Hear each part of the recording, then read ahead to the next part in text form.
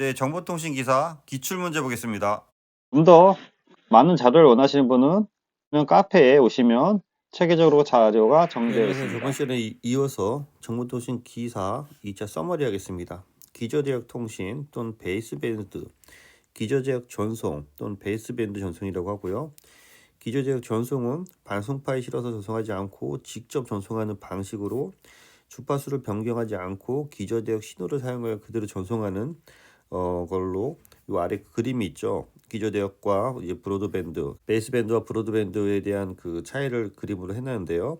베이스밴드는 단거리 디지털 통신에서 주로 쓰는 방식이고요. 이런 식으로 브로드밴드는 장거리 아날로그에서 주로 쓴다라고 해서 개념적으로 접근하시기 바랍니다. 기저대역 전송에 대한 전송 부조건, DC 성분이 없어야 되고 동기 정보 0과 1을 구분할 수 있어야 되고 전송 제어 폭은 되도록 작아야 되고 낮은 주파 성분과 아주 높은 주파 성분을 제한해야 될 거고 만들기가 쉽고 부여율이 짧아야 됩니다.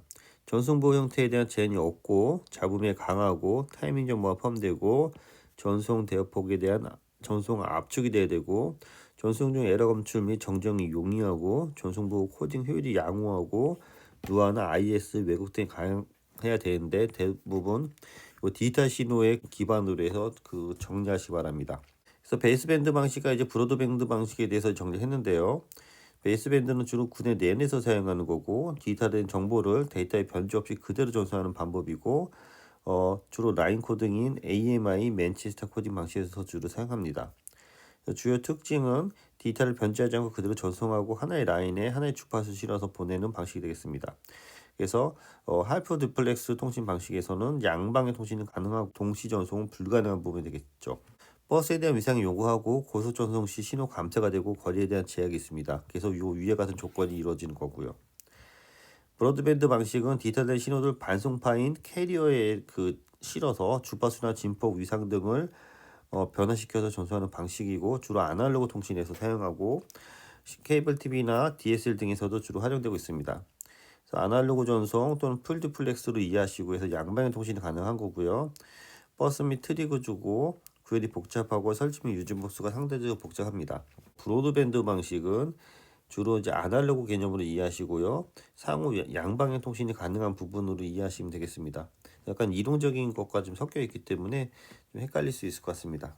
예, 다음은 요런 010010 1100이라는 신호를 보낼 때 NRZ라든지 RZ 바이폴라 신호에서 어떻게 보냈는지에 대한 거가 되는데요. NRZ 논 리턴 재료에서 1에서만 펄스가 있다.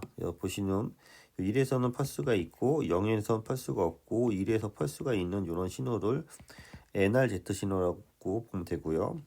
RZ는 리턴 신호인데 하나의 비트에 대해서 여기 보시는 것처럼 0일 때는 0을 유지하고 1일 때는 이렇게 올라갔다 다시 내려온다는 거죠. 1일 때 올라갔다 내려온다. 리턴 제로다. 리턴 제로다. 바이폴라 신호는 1일 때 양쪽으로서 왔다 갔다 한다는 신호가 되는 건데요. RZ와 비타나 0일 때는 상태 변화가 없고 자 1일 때 플러스 다음 1일 때 마이너스인데 리턴 제로처럼 플러스 마이너스가 왔다 갔다 하는 신호다 해서 이런 것들을 그림을 그리라고 나올 수가 있기 때문에 그런 차이를 꼭 정리하시기 바랍니다. 라인 코딩 방식에 대해서는 약간 난이도가 있는 문제가 이렇게 0에 대한 연속적인 제어 방법에 대해서 물어볼 수 있는데요. 0이 연속적으로 들어오는 경우 에러 붙고가 어려워지기 때문에 B8GTS나 HDB3 방식으로 해서 0에 대한 연속성을 제어하는 방식이 되겠습니다. 라인 코딩은 위에서 한 것처럼 유니폴라, 폴라, 바이폴라, 멀티레벨, 멀티 트랜지션 여러 가지 방법이 있고요. 이 중에서 0이 연속적으로 올 때 어떻게 처리하냐가 문제인데 AMI 방식은 얼터네티브 마크 인버전에 대해서 이를 때 플러스와 이렇게 마이너스를 왔다 갔다 하는 방식이 AMI가 되는 거고요. B8ZS 방식과 HDB3 방식이 대표적인 0을 억압하는 방식인데요. 0이 이렇게 연속적으로 8개가 있으면은 이 보시는 것처럼 일반적으로 이제 AMI처럼 플러스 마이너스와 같이 동작을 하다가 여기 보면은 00V, BOVB에서 00 그대로 가고 V는 바이올레이션, 그 다음에 B는 바이폴라, 바이올레이션, 바이폴라 형식으로 쓴다는 거죠. HDB3는 똑같이 이렇게 가다가 여기 보시는 것처럼 00V, BOV, BOV에서 이렇게 영영을 바이폴라, 바이올레이션, 바이폴라, 바이올레이션, 바이폴라에서 처리한다는 거죠. 그래서 이 두 가지를 그 특징을 보셔야 되는데요. 0이 연속적일 때 이쪽은 B 00V, BOV, B 이쪽은 바이올레이션 B 그다음에 바이올레이션 그다음에 B에서 B8Z 방식과 HDB3 방식이 이렇게 틀리다는 거죠. 여기는 바이올레이션이 들어가는 거고요. 여기선 BOOVB에서 바이올레이션이 한 칸 더 지나서 들어간다는 게 좀 특징이죠. 그래서 HDB3 바이폴라 위드 8제로 सब스테이션에서 0이 연속 8개가 뒤섞이게 하는 거고요. HDB3는 여기 보면 직전 대치 이후에 1이 홀수인 경우 00을 00V로 변경한다. 그래서 여기 보시는 것처럼 00을 00V로 변경해주는 방식이 되겠습니다. 그래서 HDB3는 두 가지 케이스로 있는데요. 직전 대치 후 1의 개수가 홀수인 경우 1의 개수가 여기 보시면 이게 홀수인 경우 위의 케이스처럼 여기 1의 개수가 1이 3개 있잖아요. 1의 개수가 이게 홀수인 경우에는 55V로 처리한다. 그 다음에 요 뒤에 설명이 되어 있는데요. 직전 대치의 1의 개수가 짝수인 경우에는 BOV로 한다. 그래서 여기 보면 1의 개수가 이 1의 개수가 여기 보면 짝수가 돼서 BOV로 처리가 되는 거죠. 그래서 여기도 BOOV가 되는 거고요. 그래서 그런 식으로 해서 라인 코딩 방식이 처리가 됩니다. 그 다음에 많이 사용하는 게 HDAC 전송 모드, 전송 절차에 대해서 있는데요. 크게 세 가지 모드, NRM, ARM, ABM에서 노멀 리스폰스 모드, 어싱크 리스폰스 모드, 어싱크러스 밸런스 모드가 있습니다. 여기 보면은 비동기 응답 모드에서 ARM이 되는 거죠. 이건요. ARM이 되는 거고 정규 응답 모드는 NRM이 되는 거죠. NRM. 비동기 평형 모드에서 여기는 ABM이 되는 거죠. ABM. 그래서 여기 NRM, ARM, ABM을 여기 ARM, NRM, ABM으로 해서 같이 정리를 하시 바랍니다. 그래서 밑에 ARM 비동기 응답 모드, NRM 정기 응답 모드, ARM 비동기 평형 모드가 해서 1대1이 평형 모드는 거의 동등하게 쓰는 거고요. 기본적으로 주국과 종국 간의 상태, 요게 그 ARM 모드가 되는 거고요. ARM 이쪽을 그 NRM에서 하나와 여러 가지의 1대 N으로 연결되는 모드가 되겠습니다. 그래서 HDAC에 대해서 HDAC 프레임을 그리시오라고 하면 이런 그림을 그리셔야 되는 거고요. 제가 파시프라고 외우라고 했죠. 파시프라고 해서 플래그, 어드레스, 컨트롤, 인포메이션 또는 데이터라고 써도 되고요. FCS 플래그가 됩니다. 그래서 HDAC 프레임에서 맨 앞에 0, 111, 0이며 프레임의 시작이나 종류를 나타내고 나타내는 패턴으로 프레임의 동기를 유지하는 부분이 되겠습니다. 그 다음에 프로토콜의 구성이 3요소. 그래서 프로토콜 구성 3요소, 구문, 의미, 타이밍.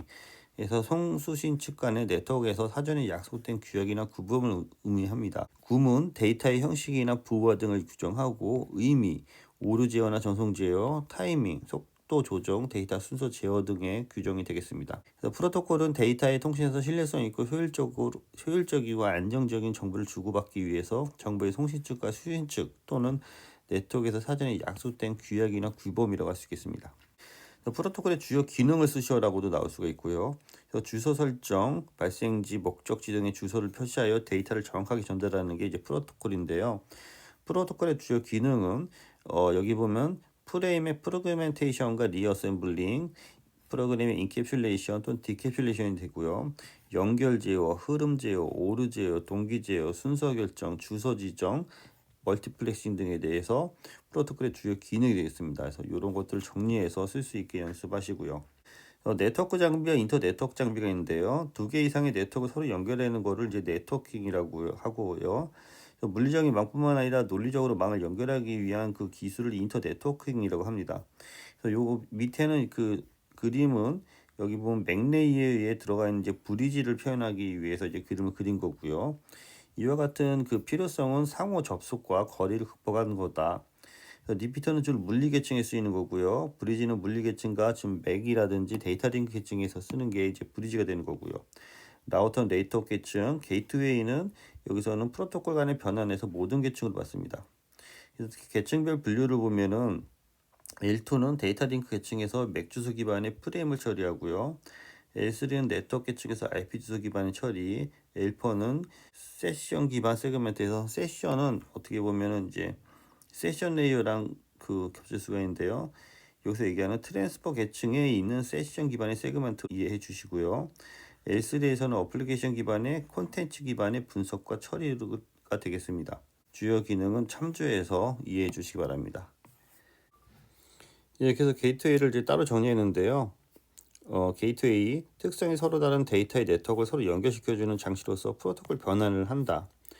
그래서 우리가 기본 랜 게이트웨이, 전자메일 게이트웨이, 음성 미디어 게이트웨이 등 여러 가지 개념의 게이트웨이가 되겠습니다. 그래서 게이트웨이는 프로토콜의 다른 복수의 통신 간에 프로토콜 변환하는 정보 교환을 기능하는 것으로 이해하시기 바랍니다. 멀티플렉서와 또 그 집중하기에 대해서 얘에 대한 문제가 자주 나오는데요. 쉽게 얘기하면 다중하기는 1대 1로 처리하는 거고 집중하기는 1대 n으로 처리하는 거다. 다중화는 주파수 분할 다중화, 시분할 다중화, 역다중화 등이 있고요. 시분할 다중화에는 동기 분할과 비동기 분할이 있습니다. 다중하기 멀티플렉서와 집중하기 컨센서 레이셔를 이렇게 비교할 수 있어야 되는데요. 다중하기는 1대1이기 때문에 버퍼가 필요 없고 집중하기는 1대 n이기 때문에 버퍼가 필요합니다. 회선은 여기 스태틱, 다이나믹, 전송 지원이 거의 없죠. 다중하기는. 집중하기는 있을 수 있고 핵심은 입출력에 대한 회선수가 같고 이쪽은 입력 회선수가 더 많은 게 집중하기와 다중하기의 차이점이 되겠습니다. 그 다음에 직렬 전송과 병렬 전송에서 이제 헷갈릴 수 있는데요. 직렬과 병렬 전송은 레지스터 기준으로 해서 병렬 방식에서는 한 번에 클럭버스의 모든 데이터를 전송할 수 있어서 데이터 전송수가 매우 빠른 것. 전자 계산 측면에서 이론적인 측면에서의 접근이 되겠습니다. 그래서 유선 통신에서의 이게 직렬과 병렬 전송을 나누는 거고요. 직렬은 각각의 데이터에 대해서 한 비트씩 전송하는 거고 병렬은 하나의 문자를 구성해서 여러 개를 동시에 전송해서 빠른 개념이 되겠습니다. 그 다음에 동기 방식과 이제 비동기 방식으로 정리가 되는데요. 동기 방식은 크게 전송 데이터에 1비트마다 동기를 맞추는 비트 동기식과 한 덩어리로 데이터를 보낼 때마다 동기를 맞추는 블럭 동기 방식이 있습니다. 그래서 비트 방식과 블럭 동기 방식이 있다. 그래서 동기 방식 전송에는 미리 정해진 수만큼의 글자열을 한 묶음으로 해서 일시에 전송하는 방식이고요. 비동기 방식은 이렇게 아이들 앞에 스타피트와 스타피트가 별도로 있어서 전송하는 부분이 되겠습니다. 그래서 문자 동기 방식과 비트 동기 방식으로 구분할 수 있고요. 문자 동기 방식은 프로토콜과 이제 바이트 기반이고요. 이런 식으로 동기 문자, 싱크, SOH, 헤더, STX 데이터 이런 것들이 정의되어 있죠. 이런 것들이 이제 BSC에서도 같이 정의돼서 나오는 거고요. 비트 동기 방식은 요 플래그 비트가 있고 요 데이터가 있고 CIC가 있어서 마치 HDH처럼 동작하는 게 비트 동기 방식이 되는 거죠. 그래서 BSC는 바이너리 싱크로너스 컨트롤이라고 해서 이런 식으로 해서 싱크, SOH, STX 이런 그 값들이 정해져 있다는 거죠. 그래서 문자 기반 동기 방식 데이터 링크의 프로토콜로서 프레임에 전송되어 문자를 삽입하여 전송하고 제어하는 방식이 되겠습니다. 그래서 BSC 전송 지역 문자에 대해서 이렇게 간혹 시험이 나오는데요.